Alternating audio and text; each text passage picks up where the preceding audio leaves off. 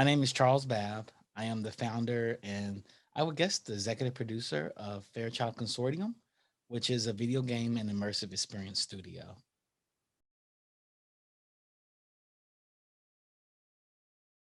My hero's journey. It probably started when I was like 6 or 7 years old. My brother asked my parents one Christmas for a computer, and my parents mustered up enough money to buy him a Commodore VIC 20. So it was his computer, but I treated it like it was our computer. And him being 13 and me being 6 and wanting to play with it, he would bring up PC Magazine. I'm not sure if people are familiar with that. And he would make me write lines of code in order to play the game when he finished coding it. I got also blamed for all the bugs. So I learned how to program correctly because my brother forced it upon me. I've always been in love with video games. I've always been in love with filmmaking. My uncle James actually provided a camera with stop motion capabilities on it. So I took my action figures and I was making stop motion films around 12 or 13 years old while I was doing video games. I'm from Lexington, Kentucky, so I didn't think that was ever a valuable career. My parents wanted an engineer or lawyer, and I went the lawyer route. So I went to Morehouse College, and while I was in Morehouse, I had a camera and I would shoot videos all the time. And as I studied to go international studies to go to law school, I kept shooting videos, and that's where I wanted to be. And I realized that's where I wanted to be. So when I moved to Japan, that's what I did. I avoided all governance work and just shot videos with Japanese rappers and entertainers all the time. My hero's journey from there was I got back to LA. I got to Hawaii, and they started bringing film and television productions to the island, and I got involved. Then an opportunity, a big major opportunity for me to join a young person that was running for the Senate, a young senator, to run for the Senate. And I told them no, I'd rather stay on the island and work on film and television production. And that's what changed my life. I went back to LA. I moved to LA because I was smitten by film and television, and so I chased after it in LA. And while in LA, I worked for Tokyo Pop.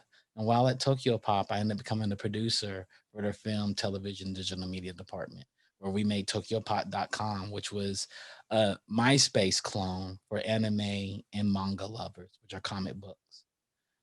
From there, I had my girlfriend at the time, who soon became my wife, and we're divorced now, but she was my wife. She says, "What do you really want to do?"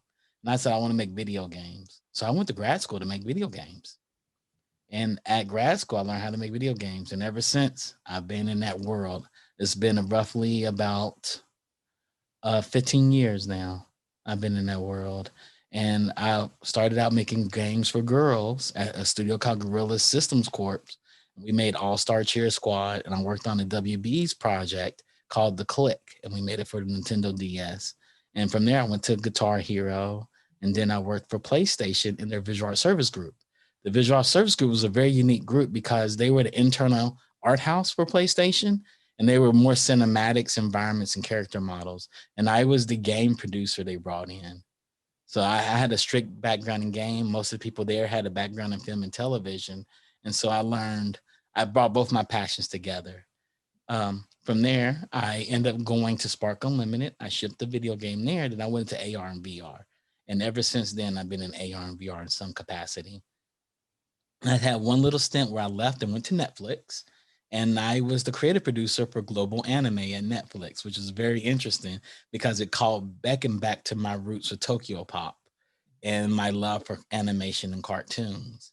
And while I was at Netflix, I was always curious about the virtual production studio that they were building up at the time. They wanted to send me to Japan, but then I got a call from Universal Studios, and they're like, "Hey, we're working on this theme park that needs AR and VR support and some video game support.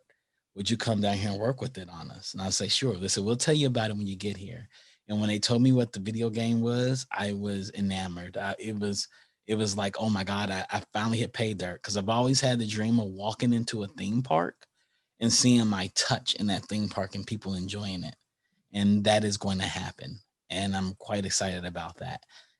Since COVID happened, theme park shut down. And so that department went away. While that happened, I decided to actually continue my journey of seeking freedom and create my own company, the Geekish Network and Fairchild Consortium. The Geekish Network is my podcast network. I like talking. I don't have any problem talking. And so we created something for people. It's a BIPOC geek network. So it's BIPOC without the white gaze. We don't care what they think of us. We are authentic and honest self in all our geekdom. And so me and another friend threw that up as I was building Fairchild Consortium, which is working on, we're planning on building a AAA video game right now.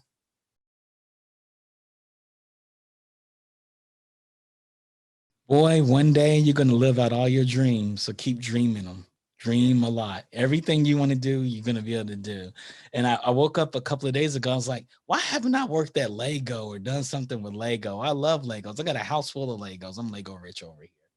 And I was like, I want to do something with Lego. So I'm going to do something that's with Lego. But outside of that, yeah, just keep dreaming. My 13-year-old self, when I went to Netflix, my friend was like, imagine you talking to your 13-year-old self. What would you do? I was like, get here faster in half the time. I did a roundabout way of getting here, and I finally, but I'm arriving. Every time I look up, I'm arriving.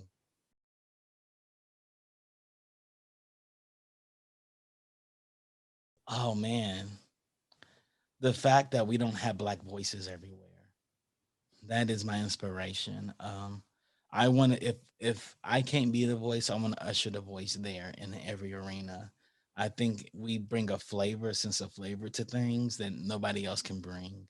We bring a different type of thinking, no matter where we're from or where we're at. We are all different.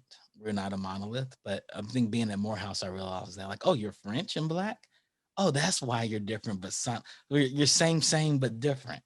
Yeah. And I think there's something special about that. I think there's something special, and I want to bring love, because one thing that the world needs is more Black love. So I want to bring that as well. I think that's my inspiration. There's not enough Black world in the corners of the world. Don't just dream. Learn how to live your dreams, and always chase freedom. I know more about what freedom is than what it is, but I've always been on that journey of being free, and every endeavor I've done has got me closer there. So chase freedom.